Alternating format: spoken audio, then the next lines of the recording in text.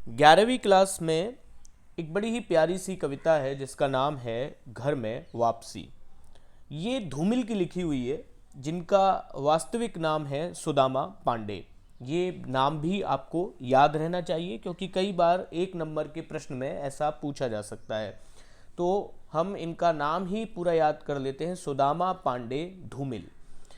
देखिए, मैं कविता के प्रारंभ में ही संदर्भ और प्रसंग बता रहा हूं, जो कि यदि इस कविता से कोई भी खंड आ जाए व्याख्या करने के लिए तो आपको वह यही संदर्भ और यही प्रसंग लगाना है। इसमें अलग अलग प्रसंग नहीं आएगा क्योंकि पूरी कविता में लगभग एक ही तरह की बात की गई है। तो पहले संदर्भ की बात कर लेते हैं। संदर्भ जैसा कि हम लिखते हैं कि दी गई कविता का खंड हमारी पाठ्य पुस्तक अंतरा भाग 1 के घर में वापसी पाठ से लिया गया है, जिसके कवि हैं धूमिल।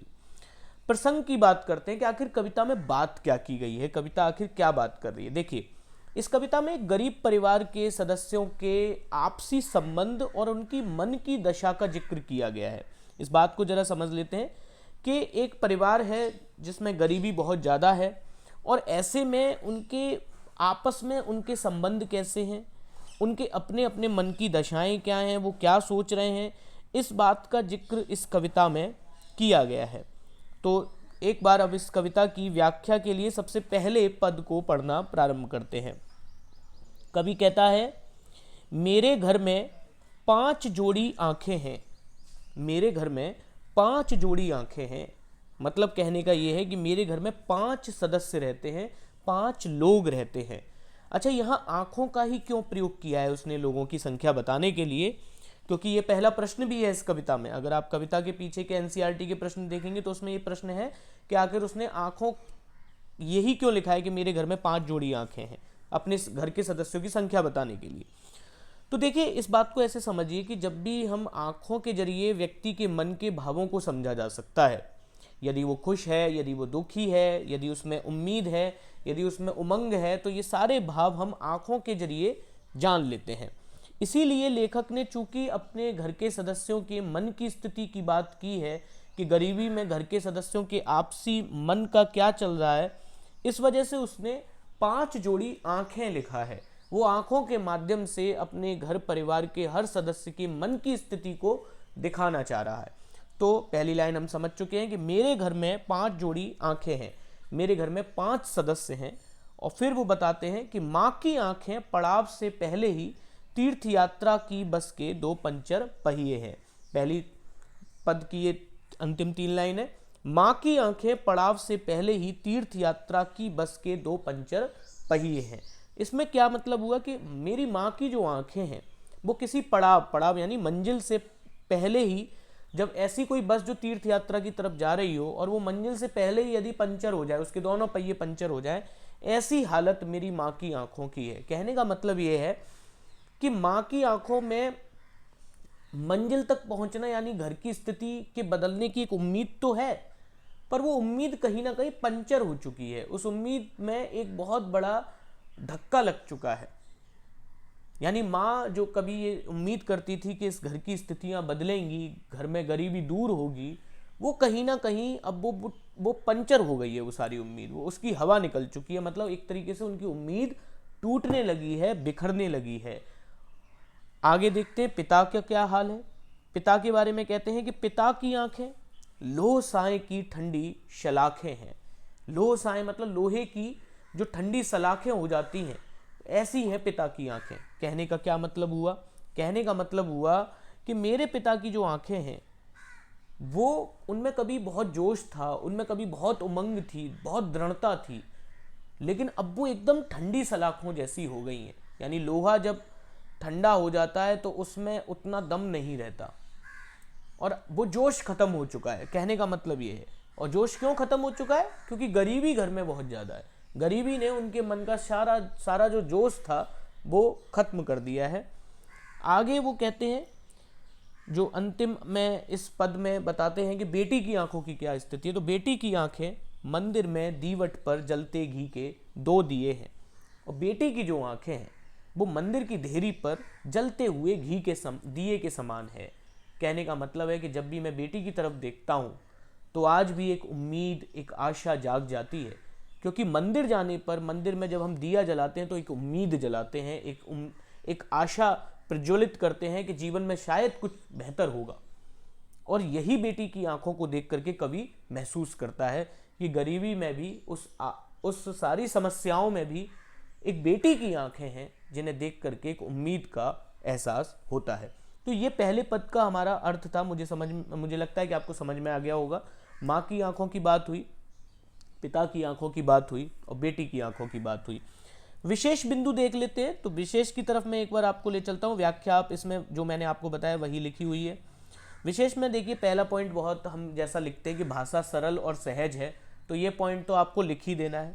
दूसरा पॉइंट है खड़ी बोली भाषा। क्यों? आधुनिक युग के कवि हैं और आधुनिक युग के कवियों की 99% ये पूरी संभावना होती है कि उनकी भाषा कौन सी होगी? खड़ी बोली होगी। प्रतीकों का प्रयोग किया गया है। देखिए, आंखों के माध्यम से मन की बात को बताया गया है। प्रतीकात्मक भाषा है, कह सकते हैं लक्षणा का प्रयोग भी है, लेकिन लक्षणा से बेहतर होगा कि हम यहां लिखें केवल कि प्रतीकों का प्रयोग है। अच्छा, दो ऐसे शब्द आए थे जहां अनुप्रास साफ साफ था। मैं फिर दिखा देता हूं आपको ऊपर की तरफ ले जाकर के। देखिए, एक आया था तीर्थ, माँ की आंखें पड़ाव से पहले ही तीर्थ यात्रा की बस के 2 पंचर पहिए पर देखिए, पंचर, पा और पा 2 बार आया, तो सीधे तौर पर यहां पर अनुप्रास अलंकार है। इसी तरीके से यहां देखिए सबसे अंत में जलते घी के 2 दिए हैं, और जलते घी के 2 दिए हैं, 2 दिए, द और द। जब भी कोई व्यंजन 2 या 2 से ज्यादा बार आए, उसकी बार बार आवृत्ति हो व्यंजन की, तो उसको अनुप्रास अलंकार कहते हैं। तो यहाँ द और द आया है, वहाँ प और प आया है, तो यहाँ दोनों जगह अनुप्रास अलंकार है। बाकी कविता में संगीतात्मकता है, एक लय है, लयात्मकता है, वो हम लोग जानते ही हैं। इस पॉइंट को भी हमेशा जोड़ा जा सकता है कविताओं के संबंध में। तो 3-4 पॉइंट हमेशा कॉमन होते हैं, आप वो लिख देते हैं तो विशेष में 3 पॉइंट तो वैसे ही बन जाते हैं। आगे बढ़ते हैं कविता में। अब आगे कहता है कवि, पत्नी की आंखें आंखें नहीं, हाथ हैं जो मुझे थामे हुए हैं। वो कहते हैं कि पत्नी की तो आंखें मानो आंखें नहीं, वो हाथ हैं जो मुझे थामे हुए हैं, जो मुझे सहारा दिए हुए हैं, जो मुझे विश्वास दिलाते हैं कि इस गरीबी, इस समस्या भरे जीवन में भी मेरी पत्नी है जो हमेशा मेरा साथ देने के लिए खड़ी हुई है। और फिर आगे क्या कहते हैं वो, वैसे हम स्वजन हैं, करीब हैं, बीच की दीवार के दोनों ओर, क्योंकि हम पेशेवर गरीब हैं, रिश्ते हैं लेकिन खुलते नहीं हैं। वो कहते हैं कि वैसे तो हम स्वजन हैं, स्वजन मतलब आपसी लोग हैं, मतलब हमारा आपस में संबंध है और हम बहुत करीब भी हैं, लेकिन हमारे बीच में दीवारें आ गई हैं, हमारे बीच के संबंधों में कुछ दीवारें खड़ी हो गई हैं। यानी हर व्यक्ति के बीच में एक दीवार है। क्यों हुआ ऐसा? क्योंकि हम पेशेवर गरीब हैं। पेशेवर गरीब का मतलब लंबे समय से गरीब हैं। ये गरीबी कोई आज या कल की नहीं आई, पीढ़ियों से चली आ रही है, और पीढ़ियों से चली आ रही इस लंबे समय की गरीबी ने हमारे मन के ऊपर एक ताला लगा दिया है। हम अपनी बातें कह नहीं पाते, एक दूसरे से डरते हैं, इसलिए हमारे रिश्ते तो हैं लेकिन हम आपस में खुलते नहीं हैं। अंतिम लाइन देखेंगे, रिश्ते हैं लेकिन खुलते नहीं हैं। क्यों? ऐसा क्यों होता है? इस बात को जरा हमें समझना होगा, मनोविज्ञान को समझना होगा। जब किसी घर की स्थिति बेहद गरीबी की स्थिति में हो, तो जितनी भी बातें होंगी, जितना एक दूसरे की मन की बात कहने की कोशिश करेंगे लोग, उतने ही झगड़े होने की संभावना ज्यादा हो जाती है। कारण है कि हर बात में कहीं ना कहीं मूल में पैसे की बात छिपी होती है। यदि बेटा ये कहे कि मुझे ये खरीदना है, मुझे ये चाहिए पापा, मुझे वो ला दो, या बेटी की कोई इच्छा हो, या पिता के मन में कोई उम्मीद हो कुछ करने की, तो हर चीज के लिए पैसा चाहिए। और जब पैसा है ही नहीं घर में, तो ऐसे में कोई अपने मन की बात कैसे कहे, कैसे अपने मन की सारी बातों को समझाए कि मुझे वास्तव में क्या चाहिए। इसलिए कोई भी सदस्य एक दूसरे से ढंग से बात नहीं कर पाता, अपने मन की बात नहीं कह पाता। बात तो करता है पर अपने मन की असली बात नहीं करता। इसीलिए उनके बीच में एक दीवार खड़ी हो गई है, जो हम इसमें पढ़ रहे हैं। वैसे हम स्वजन हैं, करीब हैं, बीच की दीवार के दोनों ओर, क्योंकि हम पेशेवर गरीब हैं। तो ये इसका अर्थ हुआ। विशेष की तरफ चलेंगे तो पहले देखिए वही पॉइंट हो जाएंगे कि विशेष में ऐसा कुछ नहीं है। विशेष इसका लगभग वही है कि सबसे बड़ी बात तो ये है इसमें कि भाषा सरल और सहज है, भाषा खड़ी बोली है, वही 2 पॉइंट, संगीतात्मकता है, लयात्मकता है। इसके अलावा आप देखेंगे कि इसमें पेशेवर जैसे उर्दू शब्दों का भी प्रयोग किया है। तो ये भी अपने आप में एक बहुत अच्छी बात है कि इसमें कुछ उर्दू शब्दों का भी प्रयोग किया गया है। तो भाषा के स्तर पर यहाँ विविधता दिखाई देती है। तो 3-4 पॉइंट आप ये जोड़ लीजिए, बाकी 3 या 4 पॉइंट वही हैं जो पहले थे, बस इसमें हमें कोई अलंकार नहीं मिला है, तो ये बात हमें ध्यान रखनी है। आगे चलते हैं। आगे है, और हम अपने खून में इतना भी लोहा नहीं पाते कि हम उससे एक ताली बनवाते और भाषा के भुन्ना सी ताले को खोलते। देखिए कितना बहुत ही प्यारा और बहुत ही मार्मिक ये पूरी बात कही गई है। वो कहते हैं और हमारे खून में अब इतना लोहा भी नहीं बचा है, मतलब कहने की मतलब है कि अब हमारे अंदर इतनी हिम्मत भी नहीं बची है, गरीबी में हम इतना टूट गए कि अगर इतनी सी भी हिम्मत होती तो इस लोहे से हम एक ऐसी चाबी बनवाते जो हमारी मुंह पर जो ये जंग भरे ताले लग गए हैं, इन तालों को खोलने के लिए हम वो चाबी बनवाते।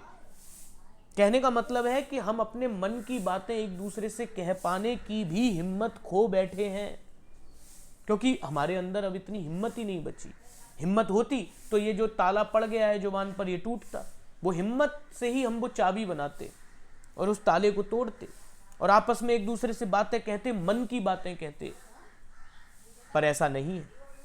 और आप देखेंगे भाषा के भुन्नासी ताले, तो भाषा के भुन्नासी ताले में एक बड़े ही सुंदर रूपक का प्रयोग किया गया है कि किस तरीके से भाषा के ताले की यहाँ पर एक दूसरे से तुलना की गई है।